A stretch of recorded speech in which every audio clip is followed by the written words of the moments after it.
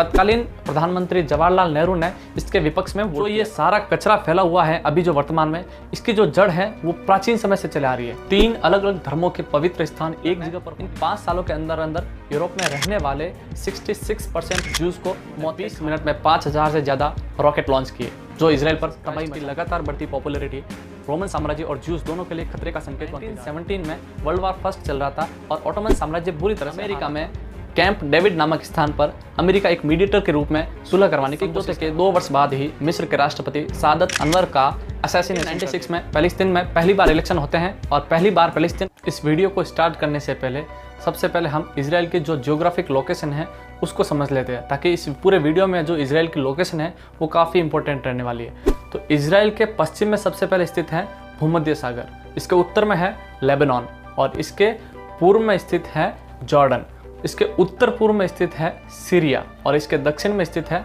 मिस्र यानी कि इजिप्ट। अब इसकी जो जियोग्राफिक लोकेशन है ये यदि आपने इसे ध्यान से देखा होगा तो इसके सभी पड़ोसी देश अरब कंट्रीज हैं। इन सभी अरब कंट्रीज के बीच में एक ज्यूज कंट्री स्थित है और इसी इजराइल के एकदम बीच में स्थित है इनका हिस्टोरिक लैंड जेरूशलम, या जिसे यरूशलम भी कहते हैं। अब ये हिस्टोरिक लैंड इतना महत्वपूर्ण क्यों है इसके बारे में बात करते हैं। ईसाई धर्म को मानने वाले लोग ये मानते हैं कि जीसस क्राइस्ट की मौत और पुनर्जन्म यहीं पर हुआ था। इसके बारे में आगे वीडियो में हम पूरी तरह से बात करेंगे। ईसाई धर्म के बाद में यह स्थान ज्यूज के लिए भी इम्पोर्टेंट है। क्यों इम्पोर्टेंट है? क्योंकि ज्यूज धर्म का जो होली प्लेस है टेम्पल माउंट वो भी यहीं पर स्थित है। ज्यूज ईसाई के बाद में इस्लाम धर्म के लिए भी ये बहुत इंपॉर्टेंट है, क्योंकि इस्लाम धर्म की तीसरी सबसे इम्पोर्टेंट मस्जिद अल-अक्सा मस्जिद भी यहीं पर स्थित है। जो ये सारा कचरा फैला हुआ है अभी जो वर्तमान में, इसकी जो जड़ है वो प्राचीन समय से चले आ रही है। 3 अलग अलग धर्मों के पवित्र स्थान एक जगह पर होने के कारण प्राचीन समय से ही इस क्षेत्र में इंस्टेबिलिटी रही है लगातार। यानी कि इस पूरे फसाद को समझने के लिए हमें कई सैकड़ों वर्ष पीछे जाना होगा। तो चलिए रिवाइंड करते हैं।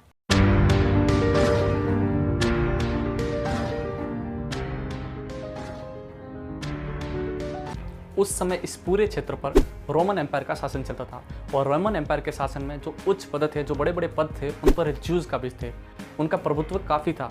और उसी समय इजराइल के ज्यूज फैमिली में एक जीसस क्राइस्ट का जन्म हुआ। जीसस क्राइस्ट जिन्हें हम क्रिश्चियन धर्म का एक प्रमुख आइकन मानते हैं।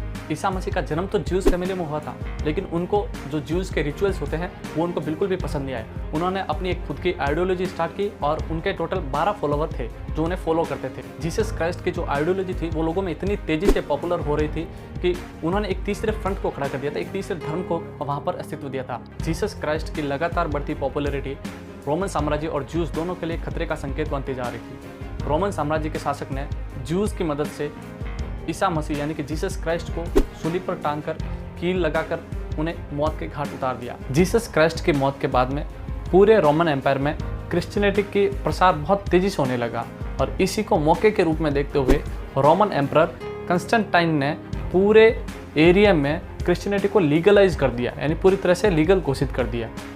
ये जैसे ही उन्होंने लीगल घोषित किया, ज्यूज और रोमन के बीच में छोटे छोटे वॉरफेयर स्टार्ट हो गई। रोमन्स के साथ छोटे छोटे वॉरफेयर के कारण ज्यूज अपने इस क्षेत्र को छोड़कर दुनिया के अलग अलग देशों में जाने लगे। ज्यूज दुनिया में जहाँ पर भी जाते क्रिश्चियन उनको मारने लगते। उन पर जीसस क्राइस्ट को मारने का आरोप लगाया जाता है, लेकिन सिर्फ ज्यूज ने ही जीसस क्राइस्ट को नहीं मारा थे, रोमन एम्परर ने जीसस क्राइस्ट को मारा था। थोड़े ही टाइम बाद में पूरे रोमन एम्पायर पर मुस्लिम आक्रांताओं ने आक्रमण कर लिया और उस पर शासन करने लगे। मुस्लिम आक्रांताओं की जो 2 चीज़ें खास होती है वो ये होती है कि वो जहाँ पर भी जाते हैं वहाँ पर जो भी होली प्लेसेस होते हैं उनको नष्ट करके अपने होली प्लेसेस बना देते हैं, और उन्होंने यहाँ पर भी ऐसा ही किया। रोमन एम्पायर ने जो बाइजेंटाइन चर्च बनाया था उसको तोड़कर उस पर अल-अक्सा मस्जिद का निर्माण करवा दिया। समय धीरे धीरे से निकलता जा रहा था और ज्यूज को हर जगह प्रताड़ित किया जा रहा था। इसी समय 1896 में एक ज्यूज पॉलिटिशियन थियोडोर हर्ज ने अपनी बुक में जायनिज्म के बारे में बताया। अब ये जायनिज्म क्या है, जो आगे जाकर बहुत बड़ा रूप लेने वाला था। दरअसल जायनिज्म एक मूवमेंट था जिसमें 2 चीज़ें बताई गई थी।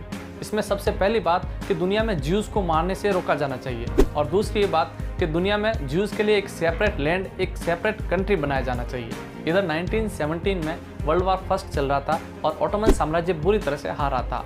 यही मौका देखते हुए 2 नवंबर 1917 को ब्रिटेन के विदेश सचिव आर्थर बलफोर ने बलफोर घोषणा पत्र के नाम से एक घोषणा पत्र जारी किया।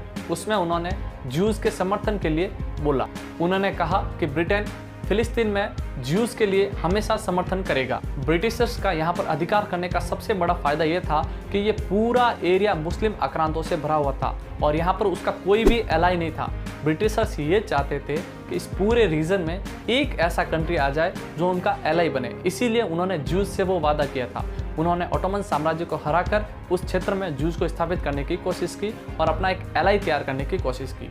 इस घोषणा के कुछ महीनों बाद ही ब्रिटेन ने उस पूरे क्षेत्र पर आक्रमण कर दिया और ओटोमन साम्राज्य को हराकर पूरे फिलिस्तीन को अपने कब्जे में ले लिया। ब्रिटिशर्स के आश्वासन के बाद पूरी दुनिया से ज्यूज आने लगे, जिसे जायनिज्म कहते हैं। जायनिज्म के मूवमेंट के अनुसार पूरी दुनिया से ज्यूज इजराइल की तरफ आने लगे और यहाँ पर आकर अपने घर लेने लगे, अपनी फैक्ट्रीज खोलने लगे। यहाँ तक कि उन्होंने अपनी एक छोटी आर्मी भी बना ली, जिसे हगाना कहते हैं। इन सब के कारण अरब के मुस्लिम्स लगातार प्रदर्शन करते रहे और इनके प्रदर्शन कई बार हिंसक भी हो जाते थे। इन प्रदर्शन को देखते हुए ब्रिटिशर्स ने एक पील कमीशन का गठन किया। इस पील कमीशन में साफ साफ बताया गया कि इस पूरे रीजन के 2 टुकड़े कर देने चाहिए, लेकिन अरब देशों के मुस्लिमों ने इसे नकार दिया और वो 1939 तक स्ट्राइक्स करते रहे। इसके बाद एक और टर्निंग पॉइंट आता है। ब्रिटिशर्स 1939 में एक वाइट पेपर रिलीज करते हैं। वाइट पेपर के अनुसार अब फिलिस्तीन में इजरायलियों का इमिग्रेंट रद्द कर दिया जाता है, यानी कि बाहर से अब ज्यूज नहीं आ सकते इजराइल में। इसके साथ ही ब्रिटिशर्स ने इस वाइट पेपर के द्वारा पील कमीशन को भी रद्द कर दिया और जो ज्यूज पहले से इस क्षेत्र में रह रहे थे वो अब अरब्स की जमीन नहीं खरीद सकते थे। इस वाइट पेपर्स के आने के बाद में ज्यूज को लगने लगा कि ब्रिटिशर्स ने उनके साथ धोखा किया है। इससे ज्यूज और ब्रिटिशर्स के बीच में कॉन्फ्लिक्ट स्टार्ट हो गई। इसके बाद 1939 में वर्ल्ड वॉर सेकेंड स्टार्ट हो गई, जिसमें हिटलर ने पूरी दुनिया में ज्यूज को मारना स्टार्ट कर दिया। उस समय हिटलर ने लगभग 60 लाख ज्यूज को मौत के घाट उतार दिया। एक डेटा यह भी कहता है कि हिटलर ने इन 5 सालों के अंदर अंदर यूरोप में रहने वाले 66% ज्यूज को मौत के घाट उतार दिया। तो अब पूरी दुनिया में रहने वाले ज्यूज के लिए सिर्फ एक ही चारा बचा था, वो था पैलेस्टाइन। तो उन्होंने पैलेस्टाइन जाने के लिए मूवमेंट चालू किया, लेकिन पैलेस्टाइन में तो पहले भी रोक लगा रखी थी ब्रिटिशर्स ने। रोक के बावजूद लगातार इमिग्रेंट्स आने चालू हो गए। उधर पैलेस्टाइन में ज्यूज और ब्रिटिशर्स के बीच में कॉन्फ्लिक्ट चालू ही थी। वर्ल्ड वॉर सेकेंड के बाद में और ज्यूज से लड़ते लड़ते ब्रिटिशर्स थक गए थे, इसीलिए उन्होंने 1947 में पैलेस्टाइन यानी कि इजराइल को छोड़ने का मन बना लिया और उन्होंने इसे यूएन के गले का फंदा बनाकर छोड़ दिया। यूनाइटेड नेशन ने इस पूरे एरिया पर अपनी एक रिपोर्ट जारी की। उन्होंने कहा कि इस पूरे रीजन का बंटवारा करना चाहिए और उन्होंने इस पूरे रीजन का बंटवारे करने के हिसाब से 45% जो लैंड है वो उन्होंने अरब को दे दी और 55% ज़मीन है वो ज्यूज को देने का वकालत किया और जो जेरूसलम वाला हिस्सा है वो दोनों की कैपिटल माना जाएगा। इतना कहते ही अरब जो है वो यूएन की रिपोर्ट को सिरे से खारिज कर देते हैं। यूएन के इस रेजोल्यूशन के समर्थन में 72% वोट आए और इनमें भारत शामिल नहीं था। तत्कालीन प्रधानमंत्री जवाहरलाल नेहरू ने इसके विपक्ष में वोट किया था। इसके बाद इस पूरे रीजन में ज्यूज और पैलेस्टाइन इन दोनों के बीच में छोटी छोटी वॉरफेयर स्टार्ट हो गई। यूएन की रिपोर्ट के कुछ महीने बाद ही 14 मई 1948 को डेविड बेन गुरियन ने स्वयं को इजराइल का प्रधानमंत्री नियुक्त करते हुए इजराइल को एक स्वतंत्र स्टेट घोषित कर दिया। चूंकि सभी अरब देशों ने यूएन में इस रेजोल्यूशन के विरोध में वोट किया था और इजराइल ने स्वयं को स्वतंत्र भी घोषित कर दिया था, इसीलिए सभी ने मिलकर इजराइल पर अटैक करने का निर्णय किया और इसके बाद स्टार्ट होती है पहली अरब इजराइल वॉर 1948। 1948 में इजिप्ट, जॉर्डन, सीरिया, इराक और लेबनान ने मिलकर इजराइल पर अटैक किया। इन 5 देशों ने मिलकर इस पर अटैक किया, फिर भी इस युद्ध में इजराइल जीत गया और उन्होंने यूएन द्वारा दी गई जमीन से भी 50% जमीन पर और कब्जा कर लिया। इस युद्ध में वेस्ट बैंक और जेरूसलम के पवित्र स्थान जॉर्डन के कब्जे में चले जाते हैं तथा गाजा पट्टी इजिप्ट के कब्जे में चली जाती है। बाकी पूरा एरिया इजराइल के कब्जे में आ जाता है, यानी कि इजराइल पहले से 50% ज़्यादा एरिया कैप्चर कर लेता है। लेकिन इतना कुछ होने के बाद भी संघर्ष अभी थमा नहीं था 1964 में फिलिस्तीन मुक्ति संगठन यानी कि पैलेस्टाइन लिबरेशन ऑर्गेनाइजेशन का गठन होता है। इस संगठन ने स्टार्टिंग में हथियार भी उठाए, लेकिन कई देश इसको एक आतंकवादी संगठन न मानकर इसे एक रेवोल्यूशनरी ग्रुप मानते थे और यही मानते हुए 1975 में यूनाइटेड नेशन ने इसे एक पर्यवेक्षक यानी कि ऑब्जर्वेटर का दर्जा दे दिया और फिलिस्तीन के सेल्फ डिसीजन के राइट को भी मान्यता दे दी। जबकि स्टार्टिंग में अमेरिका और इजराइल ने इसे एक टेररिस्ट ऑर्गेनाइजेशन माना था। इस संगठन को बने हुए 2 से 3 साल ही हुए थे, लेकिन 1967 में दूसरा अरब इजराइल युद्ध हो जाता है और इस युद्ध के बाद इजराइल एक बार फिर से नई शक्ति के रूप में उभर आता है। इस युद्ध के बाद इजराइल सीरिया के गोलन हाइट्स, जॉर्डन के वेस्ट बैंक और पवित्र जेरूसलम के स्थान को तथा मिस्र के सिनाई प्रायद्वीप और उसके गाजा पट्टी पर भी अधिकार कर लेता है। लेकिन इस युद्ध के 5 से 6 साल बाद मिस्र और सीरिया ने मिलकर एक बार फिर से युद्ध करने की रणनीति बनाई। उन्होंने इसके लिए इजराइल का सबसे पवित्र दिन योम किप्पुर त्योहार को चुना, इसीलिए इस युद्ध को योम किप्पुर युद्ध भी कहा जाता है। उन्होंने इजराइल पर अटैक किया, लेकिन यूएन ने सीज फायर करवा दिया। इसके बाद 1978 में इजराइल व उसके पड़ोसी देशों में सुलह करवाने हेतु अमेरिका में कैंप डेविड नामक स्थान पर अमेरिका एक मीडिएटर के रूप में सुलह करवाने की कोशिश करवाता है। हालांकि यह अकॉर्ड कुछ ज़्यादा सक्सेसफुल नहीं रहा, लेकिन यहाँ से एक पॉजिटिव न्यूज़ निकल कर आई कि इजराइल और मिस्र ने इस पर हस्ताक्षर कर लिए और अगले ही वर्ष दोनों ने शांति समझौता कर लिया। मिस्र पहला अरब देश था जिसने इजराइल के साथ शांति समझौता किया। बदले में इजराइल ने मिस्र को उसका सिनाई प्रायद्वीप वापस दे दिया। इस समय मिस्र के राष्ट्रपति सादत अनवर थे तथा इजराइल के प्रधानमंत्री मेनकेम बेगिन थे और तत्कालीन अमेरिकी राष्ट्रपति जिमी कार्टर थे। इजराइल के प्रधानमंत्री मेनकेम बेगिन और मिस्र के राष्ट्रपति सादत अनवर को इस कार्य के लिए 1978 का शांति का नोबेल पुरस्कार दिया जाता है। लेकिन इस समझौते के 2 वर्ष बाद ही मिस्र के राष्ट्रपति सादत अनवर का असैसिनेशन कर दिया गया कुछ एक्सट्रीमिस्ट ग्रुप द्वारा। वजह थी इजराइल से समझौता। 1987 के आसपास वेस्ट बैंक और गाजा में तनाव चरम पर पहुंच गया था। पीएलओ कुछ ज़्यादा कर नहीं रहा था, इसीलिए पीएलओ के कार्यप्रणाली से नाराज होकर कुछ लोगों ने एक नया गुट बनाया जो मिस्र के मुस्लिम ब्रदरहुड से संबंधित था, यानी कि उसकी एक शाखा थी और उस गुट का नाम था हमास।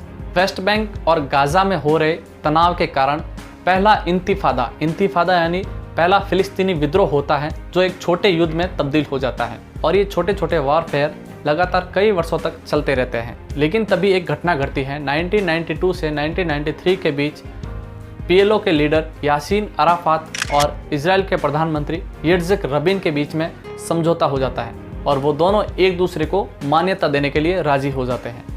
ये समझौता ओस्लो समझौता कहलाता है। वीडियो में आगे बढ़ने से पहले एक खास रिक्वेस्ट आपसे, यदि ये वीडियो आपकी लाइफ में कुछ वैल्यू ऐड कर रहा है, आपके नॉलेज में कुछ वैल्यू ऐड कर रहा है, तो हमारे चैनल को सब्सक्राइब जरूर कीजिए और इस वीडियो को लाइक ज़रूर कीजिए और इस वीडियो को अपने फ्रेंड्स फैमिली मेम्बर के साथ ज़रूर शेयर कीजिए। इसके बाद अब तक जो सिचुएशन आई उसके अनुसार वेस्ट बैंक में काफ़ी इजरायली अपना घर बसा चुके थे और इसको सॉल्व करने के लिए पीएलओ और इजराइल एक साथ मीटिंग करते हैं और उन्होंने इसे वेस्ट बैंक को 3 भागों में डिवाइड करने की बात करते हैं। पहला भाग पार्ट ए जो पूरी तरह से फिलिस्तीन के अंडर कंट्रोल में रहेगा, दूसरा भाग पार्ट बी जो दोनों के कंट्रोल में रहेगा और तीसरा भाग पार्ट सी जो पूरी तरह से इजराइल के कंट्रोल में रहेगा। यानी कि लगभग कई हिस्से अब इजराइल के पक्ष में आ चुके थे और पीएलओ ने इसे एक्सेप्ट भी कर लिया था। 1996 में फिलिस्तीन में पहली बार इलेक्शन होते हैं और पहली बार फिलिस्तीन गवर्नमेंट बनती है, लेकिन हमास इस इलेक्शन का बॉयकॉट कर देता है और हमास पूरे इजराइल में आत्मघाती हमले स्टार्ट कर देता है, जिससे इजरायली और फिलिस्तीन के बीच में संबंधों की खाई और गहरी होती जाती है। लगातार होते क्लैशेस को रोकने के लिए इजराइल ने वेस्ट बैंक में स्थित अपने सभी क्षेत्रों के पास एक कंक्रीट की दीवार बना दी। 2006 में फिलिस्तीन में दूसरे चुनाव होते हैं, लेकिन इस बार हमास जीत जाता है। इससे हमास और पीएलओ की पार्टी फतह में सिविल वार स्टार्ट हो जाती है। आज गाजा पट्टी हमास के कंट्रोल में है और वेस्ट बैंक का एरिया जो है पीएलओ की पार्टी फतेह के कंट्रोल में है। अब हमास लगातार गाजा पट्टी से इजराइल के साथ छोटी छोटी झड़पें करते रहता है। ऐसा उसने 2021 में भी किया था, लेकिन योम किप्पुर युद्ध 1973 के ठीक 50 वर्ष बाद उसी समय उन्होंने 7 अक्टूबर 2023 को फिर से अटैक किया, जो कि एक सुनियोजित तरीके से किया गया अटैक था। इस अटैक में उन्होंने 20 मिनट में 5000 से ज़्यादा रॉकेट लॉन्च किए जो इसराइल पर तबाही मचाने लगे। इसराइल पर हमास द्वारा दागे गए रॉकेट इतने खतरनाक थे कि इन रॉकेट से 500 से ज़्यादा इजरायली लोगों की इंस्टेंट मौत होगी। इसराइल को इस हमले को समझने के लिए और इसका रेस्पॉन्स देने के लिए 1 से 2 दिन लगे। वर्तमान स्थिति यह है कि इसराइल हमास के विरुद्ध अब अग्रेसिव इंटेंट दिखा रहा है और उसने गाजा के बॉर्डर के चारों तरफ अपनी आर्मी डिप्लॉय कर दी है। इस पूरी क्लेसेस के बीच में जान जाती है तो एक आम नागरिक की, चाहे वो इजरायली हो चाहे वो पैलेस्टीनियन हो। यदि कोई भी आम नागरिक के बारे में नहीं सोचता तो वो एक आतंकवादी संगठन से कम नहीं है। हमास ने बर्बरतापूर्वक इसराइल के गांवों में अटैक किया, म्यूजिक फेस्टिवल में अटैक किया और बर्बरतापूर्वक चाहे वो फिलिस्तीनी हो चाहे इजरायली हो उन सबको मौत के घाट उतार दिया। इस पूरे हमले के बाद भारत पर क्या इफेक्ट पड़ेगा, भारत फिलिस्तीन संबंधों पर क्या इफेक्ट पड़ेगा, भारत इजराइल संबंधों पर क्या इफेक्ट पड़ेगा, इस सब को जानना चाहते हैं तो कमेंट बॉक्स में मुझे ज़रूर लिखें। मैं अगला वीडियो इस पर ज़रूर बनाऊंगा। वीडियो अच्छा लगे तो अपने दोस्तों के साथ शेयर ज़रूर करिएगा। Thank you.